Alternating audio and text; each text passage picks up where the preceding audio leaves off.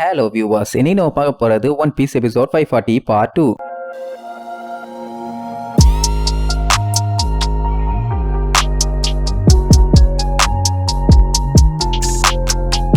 Open பண்ணா போன பாட்டுல நம்ம ஜிம்பை கதையா சொல்லிட்டு இருந்தான். அந்த டைம் அவன் இந்த ஐலாண்டோட முன்னாள் சோல்ஜர்னு தெரிஞ்ச உடனே எல்லாருமே ஷாக் ஆயிருவாங்க. ஏன்னா இது யாருக்குமே தெரியாது. ஆக்சுவலா இவன் ஃபிஷ்மேன் டிஸ்ட்ரிக்ட சேர்ந்தவன். அதனால அங்க இருக்கவனுக்கு சண்டை போறத தவிர வேற ஒன்னும் தெரியாது. அதனாலதான் அவனை ஆர்மியில சேர்த்தி இருப்பாங்க. அப்படின்னா ஹச்சியும் அந்த டிஸ்ட்ரிக்ட சேர்ந்தவன் தானே, சேர்க்க சரியில்லை. அதனாலதான் பயில எப்படி ஆயிட்டானுங்க. ஆக்சுவலா இவனுக்கு வளர்ந்ததே ஃபிஷ்மேன் டிஸ்ட்ரிக்ட்ல ஒரு பெரிய ஆர்ஃபனேஜ்ல. அங்க இருக்க ஆளுகள் எல்லாம் ஹேண்டில் பண்றது ஒன்னும் சாதாரண விஷயம் கிடையாது. சின்ன பசங்களா இருந்தாலும் பயங்கர வயலண்டா தான் இருப்பானுங்க. அண்ட் அது மட்டும் இல்லாம அந்த இடத்துல சட்டம் லான்னு சொல்லிட்டு எதுவுமே கிடையாது. யார் யார் எப்படி இருந்துக்கணுமோ அப்படி எப்படி வாழ்ந்துக்கலாம். கொள்ளை அடிச்சாலும் கேட்க ஆள் இல்ல, திருநாளும் கேட்க ஆள் இல்ல, கைய கால உடச்சு விட்டாலும் கேட்கறக்கு ஆள் இல்ல. ஆக்சுவலா இந்த ஃபிஷர் டைகர் தான் ஃபிஷ்மேன் டிஸ்ட்ரிக்ட்டுக்கு ஒரு லீடரா இருந்தாரு. ஆனா அதுக்கப்புறம் அந்த மனுஷன் அந்த கண்ட்ரியை விட்டே கிளம்பிட்டாரு எல்லாம் அட்வென்ச்சருக்காக. ஜிம்பை தான் அந்த டைம்ல ஒரு கண்டி லிeutenant இருந்தான். ஆனா அதுக்கப்புறம் அவன் நெப்டியூன் ஆர்மில போய் ஜாயின் பண்ணிட்டான். அவன் கூட இருந்த மேக்ரோவும் மத்தவங்க எல்லாருமே கிட்னாப்பர்ஸ் ஆயிட்டானுங்க. அதுக்கப்புறம் அடுத்தடுத்து இருக்கிற ஒவ்வொரு ஆளுகளுமே ஆளுக்கு ஒவ்வொரு வழியை பார்த்து கிளம்பிட்டானுங்க. ஆனா ஒரு நாள் இந்த அர்லாங் என்ன பண்ணிருக்கான், ஹியூமன்ஸோட ஃபிஷ்மேனும் சேரணும்னு சொல்லிட்டு நம்ம குயின் ஒரு புக்ல சைன் போட சொல்லி கேட்டிருப்பாங்கல்ல, அதுல நிறைய பேர் சைன் போட்டிருப்பாங்க. அந்த புக்கை நம்ம அர்லாங்க புடிங்கி வச்சுட்டு விளையாட்டுக்கு காமிச்சிட்டு இருப்பான.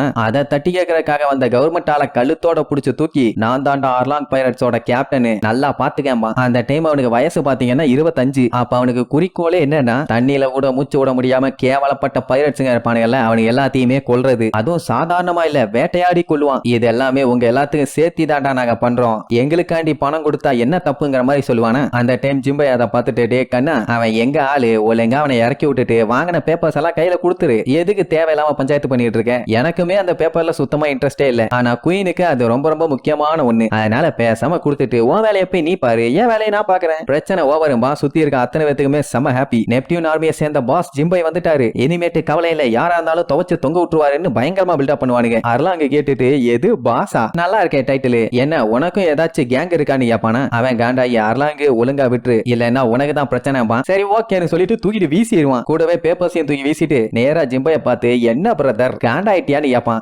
எது பிரதரான்னு அத்தனை பேரும் பீதி ஆயிடுவாங்க. அர்லாங் உடனே அவன் மேல பாச மலையை அள்ளி வீசுவான். பார்த்து எவ்வளவு நாளாச்சு, ஃபிஷ்மேன் டிஸ்ட்ரிக்ட்ல எல்லாம் ஒன்னா ஒரே ஃபேமிலியா எவ்வளவு சந்தோஷமா இருந்தோம், அதுக்கப்புறம் பிரிஞ்சிட்டோம். ஆனா இப்ப உன்னை பார்த்தல எனக்கு ரொம்ப ரொம்ப சந்தோஷமா. ஜிம்பை தெளிவா சொல்லிடுவான், உன்னால எனக்கு சுத்தமா பிடிக்காது, நீ இன்னுமே ஒரு பைரட் தானே, என்ன பொறுத்த வரைக்கும் நீ ஒரு கேடுகட்ட கேவலமானவன்பா. என்ன பிரதர் இப்படி பேசுற, ஃபேமிலிக்குள்ள இப்படி எல்லாம் பேசினா நல்லாவா இருக்குதுன்னு கேட்பான். பிரதர் வெதர்ன்னு சொல்லிட்டு இருந்தீங்கன்னா பல்லுகள் எல்லாம் தட்டி போடுவேன், என்ன பொறுத்த வரைக்கும் நீ வெறும் ஒரு குப்பை, அதனால ஒழுங்கா இங்க இருந்து ஓடி இருப்பான. உடனே அர்லாங்க காண்டாயிரும், என்னடா குப்பை சூப்பர்னு விட்டா ஓவரா பேசிட்டு இருக்க, உன்னை பொழக்காம விட மாட்டேன்னு கான்ல கத்திட்டு இருப்பானா. அந்த டைமுங்கும் போது ஃபிஷர் டைகர் வந்துட்டாரு, திரும்ப வந்துட்டாருன்னு சொல்லி ஒரு சவுண்ட். என்னடான்னா ஃபிஷர் டைகர். அவரை பார்த்தோன்னே ரெண்டு பேத்துக்குமே செம ஹாப்பி. அவர் இவனை ரெண்டு பேரும் ஒன்னா இருக்கதை பார்த்த உடனே பரவாயில்லையே பசங்க இன்னும் ஒன்னா தான் இருக்கானுங்கன்னு சந்தோஷப்படுவாரு. அதுக்கப்புறம் கேஷுவலா ட்ரிப் எல்லாம் எப்படி போச்சு, நல்லா தான் போச்சு, ஆமா ஓமான்னு சொல்லி நல்லா பேசிட்டு யூகோ பேலஸ்க்கு போகணும் பாரு. உடனே ஜிம்பை அப்படின்னா நான் உங்களை கூப்பிட்டு போறேன், ஏன்னா இந்த மாதிரி டம்மி பீஸ் பைரட்ஸ்களுக்கு எல்லாம் அங்க வேலையே கிடையாதுமா. அவனுக்கு காண்டாவும் மறுபடியும் ரெண்டு பேரும் முட்டிக்குவானுங்க. ஃபிஷர் டைகர் அதையெல்லாம் கண்டுக்காம அவர் பாட்டுக்கு போவாரு. அப்படி போய் கிங்க மீட் பண்ண அவர் காண்டாய் கத்திட்டு இருப்பாரு. என்னன்னா ஃபிஷர் டைகர் போய் அடிமைகள் எல்லாத்தையுமே காப்பாத்தி அவங்கள ரிலீஸ் பண்ண போறானாமா. சீரியஸா பண்ண போறியான்னு கேட்டா ஆமா, என்னால இதை ஏத்துக்க முடியலம்பா. அடிமைகளை ஜெயில போட்டா பரவாயில்ல, அவங்க எல்லாத்தையுமே நரகத்துல வச்சு குடும்பப்படுத்துற மாதிரி பயங்கரமா குடும்பப்படுத்திட்டு இருக்கானுங்க. இதையெல்லாம் பார்த்த ஃபிஷர் டைகரால சும்மா இருக்க முடியல. சொல்லப்போனா அவங்கள ஒரு மனுஷனாவே அவங்க மதிக்கலையே. சோ இதை நான் என் மைண்ட்ல பிக்ஸ் பண்ணிட்டேன், நான் போய் அவங்க கூட சண்டை போடத்தான் போறேன், இதனால கண்டிப்பா உங்களுக்கு பிரச்சனை வரும், அதான் முன்னாடியே இன்ஃபார்ம் பண்றாமா. அண்ட் அது மட்டும் இல்லாம இத பத்தி வேற யாருக்கிட்டையும் சொல்லவும் வேண்டாமா. இதுக்கு முன்னாடி ஃபிஷர் டைகருக்கு இப்படி ஒரு ஐடியாலாம் இல்ல, ட்ரிப்புக்கு போனதுக்கு அப்புறம் தான் மாறிட்டான். அப்படி என்னத்தை தான் உன் அட்வென்ச்சர்ல பார்த்தேன்னு கேட்டா ஹியூமன்ஸை பார்த்தேன்னு சொல்லி விரியோட சொல்லுவானா. அப்பவே குயினுக்கு புரிஞ்சு போச்சு அங்க எவ்வளவு பெரிய கலவரம் எல்லாம் நடந்திருக்குன்னு. உடனே குயின் தேம்பி அழ ஆரம்பிச்சிருவா. அப்படியே கட் பண்ணி சில பல நாட்கள் ஆகுது. ஊருக்குள்ள ஒருத்தன் ஐயோ பெரிய பஞ்சாயத்துன்னு கத்திட்டே வந்து நம்ம ஜிம்பை மேல இடிச்சு போத்துன்னு விழுந்துருவான். ஏன்டா எரும மாடு மாதிரி வந்து இடிச்சு விழுற, என்னாச்சுன்னு கேட்டா Fisher Tiger celestial dragons attack பண்ணிட்டாராமா. அவ்வளவுதான் ஜிம்பையோட மூஞ்சி அப்படியே பேய் அடிச்ச மாதிரி ஆயிருச்சு. ஏன்னா செலஸ்டியல் டிராகன்ஸுங்க எல்லாம் எவ்வளவு முரட்டுத்தனமானவனுங்க, மோசமானவனுங்க, அவனுக்கு கையில எந்த அளவுக்கு பவர் இருக்குன்னு எல்லாத்துக்குமே நல்லா தெரியும். அவரையே ஃபிஷர் டைகர் அட்டாக் பண்ணியிருக்கான்னா சாதாரண விஷயமா. ஆக்சுவலா Fisher Tiger celestial dragons attack பண்ணி ஹோலி லேண்டான மரி ஜாய்ஸையும் அட்டாக் பண்ணி அங்க இருக்க அடிமைகள் எல்லாத்தையுமே காப்பாத்தி இருப்பாரு. அதுலதான் நம்ம போவாவும் அவ தங்கச்சிகளும் தப்பிச்சிருப்பாங்க. இப்படித்தான் அவன் கிரிமினலா மாறினான். அதுக்கப்புறம் என்னாச்சு, ஜிம்பைக்கு கொடுத்த ஒரு மிஷனை கம்ப்ளீட் பண்ணாம அவன் வேலையை ராஜினாமா பண்ணிட்டு அவன் பாடி கிளம்புவான். உடனே எல்லாத்துக்கும் பதட்டம், என்ன உன்னோட மிஷனை முடிக்காம நீ பாட்டுக்கு போறேன்னு. ஆக்சுவலா ஜிம்பைக்கு இந்த கண்ட்ரில இருந்துகிட்டு இந்த ஐலாண்டை ப்ரொடெக்ட் பண்றது ரொம்பவே பிடிச்சிருக்குது. ஆனா இந்த மிஷன் எல்லாம் விட நன்றி கடன் ஒண்ணு இருக்குது, அதை நான் திருப்பி செலுத்த போறேன்னு சொல்லிட்டு அவன் பாட்டு கிளம்பிடுவான். என்னடானா ஃபிஷர் டைகர் பைரட் குரூ ஒன்னு உருவாக்கி இருக்கான். அந்த குரூல அர்லாங்கோட பைரட்ஸும் அப்புறம் அந்த ஃபிஷ்மேன் டிஸ்ட்ரிக்ட்ல இருந்த ஆளுங்க கூடவே நம்ம ஜிம்பை இவங்க எல்லாருமே ஒன்னா சேர்ந்துட்டாங்க. ஃபிஷர் டைகர் ஓப்பனிங்லயே ஒண்ணுக்கு போற மாதிரி ஒரு விஷயத்த சொல்லிடுவாரு. என்னன்னா இவங்க இந்த உலகத்தை எதிர்த்தே சண்டை போட போறாங்களாமா. அதனால யார் யாரெல்லாம் ரெடியா இருக்கீங்களோ அவங்க எல்லாம் முன்னாடி வாங்கலன்னு வர வச்சு